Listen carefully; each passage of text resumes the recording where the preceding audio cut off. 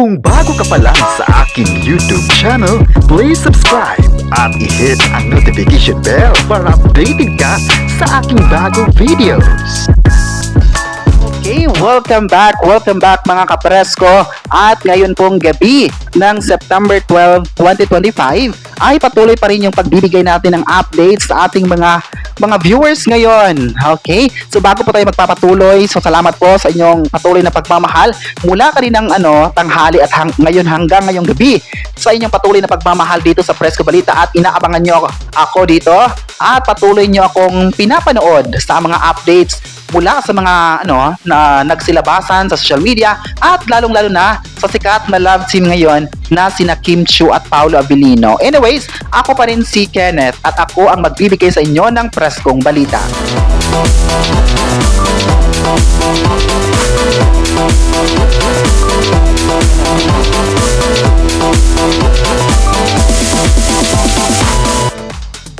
Okay, so magandang gabi sa inyong lahat mga kapresko. Welcome dito nga sa ating bagong tahanan. Okay, so kumusta po yung gabi nyo? Alam ko naman na hanggang ngayong gabi ay patuloy nyo pa rin inaabangan yung mga bagong pasabog pa dito nga sa showbiz world. Okay, sa mundo ng showbiz ay talaga naman ang yung hinintay nyo ay yung mga chika sa inyong mga paboritong idols. Okay, so ngayon po hindi na natin to patatagalin pa, ibigay natin yung chika. Okay, so ayon pa sa chika, Kim Pao may bagong offers kaya. Okay, parang hindi naman bago sa lahat, diba, na magkakaroon talaga ng mga offers yung sina Kim Chiu at Paolo Abilino, kasi nga sa ngayon nakita natin kung gaano nag-grow pa, 'di ba? Nag-level up pa yung dalawa, at marami nga balita ko nung last time nga ay marami pang mga producers ang gustong i-collab yung dalawang sikat na kapamilya na ito.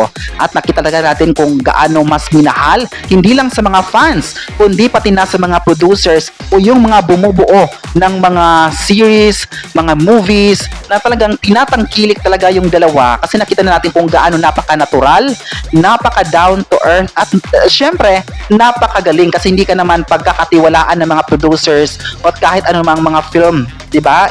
Film makers kung sa tingin nila hindi walang potensyal yung isang artist na ito.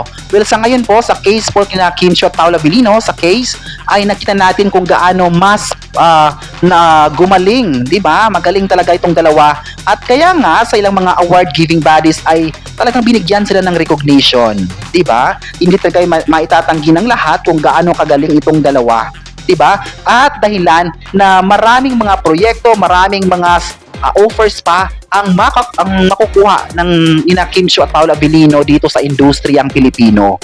'Di ba? Excited din ako na na mas mabibigyan pa sila ng mga mas challenging na mga rules, ba? Challenging na mga characters. 'Di ba? Yun yung mga in-expect ko ngayon na mina-manifest ko talaga dito sa Presko Balita, na sana mabibigyan pa sila ng mga intense na mga nagagampanan nila, at para naman mas ma-excite yung mga viewers, yung mga Kim Pao, yung mga panay, at mas makikilala pa sila, 'di ba? Mas maipapakita pa nila yung kanilang galing sa pag-arte, at mas ma-prove pa nila na deserving talaga sila para sa mata ng mga tagahanga ngayon. Okay. So syempre, alam ko naman na marami talaga sa mga fans, sa Kim Pao fans, ang ipinaglaban talaga nila yung dalawa, kasi nga nakita nila kung gaano ito nakita nila yung positive na mga response nila kahit nga sa kabila ng mga intriga. Okay. Alam ko naman na marami pa silang gagawin dito sa ABS-CBN, kasi balita ko marami pang mga ipipinch na mga projects, 'di ba? Na abangan talaga ito ng mga Kim Pao fans. 'Di ba? I'm sure na sa bawat ganap ng Kim Pao ay talagang ma-excite at sasaya yung mga viewers, 'di ba? At sa kanilang sunod-sunod na pagkilala ngayon sa mga ilang award giving bodies ay nakita nga ng mga fans, at mas minahal pa talaga sila, kasi nga mas deserving raw ito ng mga artists, at deserving na susuportahan pa sa mga susunod na mga proyekto nila. Okay, at alam ko naman na even naman ako proud na proud ako, excited ako na mas mapapanood pa yung mga bagong Kim Chiu at Paolo Abilino sa The Alibay at kahit anumang series pa yan na gagawin nila kasi nga deserving naman talaga sila. 'Di ba? At nakita natin kung gaano hindi lang mga bata, hindi lang yung mga Gen Z na mga supporters nila, meron din mga seniors, 'di ba? Na mahal natin mga seniors na patuloy din yung pagsuporta sa dalawang sikat na kapamilya actors na ito. Well, na feel ko rin na mainit talaga yung pagmamahal ng mga tao sa dalawa kasi hanggang ngayon parang usap-usapan pa rin sila sa social media at nung last time nga ay parang yung mga seniors na nagkomento din sa ating mga videos nung binasa ko nga ay na-excite ako kasi parang ilan sa mga positive na komento nila ay parang sila din ay na-inspire, 'di ba, sa mga series na ginawa ni Kim Chiu at Paolo Abilino at yung mga Linlang, yung My Love Will Make You Disappear na series ay talaga namang tinatangkilik pa rin nila. 'Di ba? Yun yung ka-excite at nakakagulat na meron pa lang mga ganong mga level, 'di ba, ng mga atake. Diba? At na-excite din ako sa pagbabasa ko doon. At syempre, yung mga Kim Pao fans din ngayon na nanonood, ay ganun din yung excitement na nararamdaman nila ngayon na patuloy talagang kuminang sina Kim Chiu at Paolo Abilino dito nga sa mundo ng showbiz. Okay, sa ngayon po ay babasahin naman natin yung mga komento ng mga netizens tungkol sa tinalakay nating topic ngayon.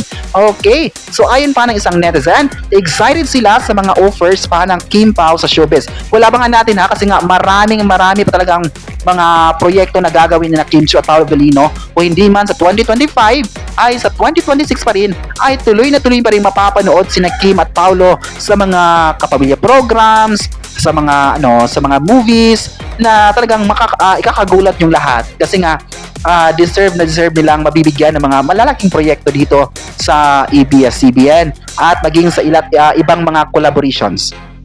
Okay, so ayon pa ng isang netizen, kung may bagong offer naman sina Kim Chiu at Paolo Abilino, ay kaabang-abang ito sa mga fanay. Okay, totoo naman yan. Kahit naman kahit anong mga ganap nila, ay talagang binahal ng mga viewers, ng mga fanay, at ng buong Kim Paolandia mula sa mula pagkatapos ng kanilang stint nga doon sa ASAP Natin To ay patuloy pa nilang minamahal yung dalawang actors na ito. At hanggang dito sa Pilipinas ay bit-bit pa rin yung suporta ng mga fans sa kanila at doon yung nakaka-proud. Diba? Yun yung nakaka-proud sa lahat. Okay, so ayon naman ang isa pang netizen, deserve naman talaga nila na mabigyan pa ng maraming projects dahil magaling na artist sila. Hindi po question yun, diba? So alam natin na magaling talaga sina Kim Chiu at Paolo Abilino sa mga ginagawa nila. Alam nila kung anong gagawin, 'di ba? Alam nila kung paano mas magrupa yung connection nila sa mga fans at never natin nakita na nagsungit sila sa mga fans. Nakita natin kung gaano sila mas tumaas pa yung connection nila sa mga fans at yun yung rason kung bakit mas minahal pa ng tao sina Kim at Paolo. Kasi nga even sa public places marami akong nababasang komento doon na parang say hi, mga ganun lang pa rin sina Kim at Paolo na makita mo pa rin. Diba na kahit alam naman natin na may mga problema tayong pinagdaanan pero hindi tayo may tatanggi na with smiles pa rin.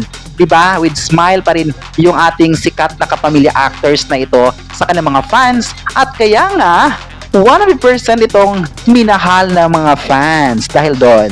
Okay, sa ngayon po mga kapresko ay babasahin naman natin yung mga komento mula sa online world. Kung ano nga ba ang kanilang masabi sa topics natin ngayon tungkol sa mga offers ni Kim Chiu at Paolo Abilino at alamin natin kung ano nga ba.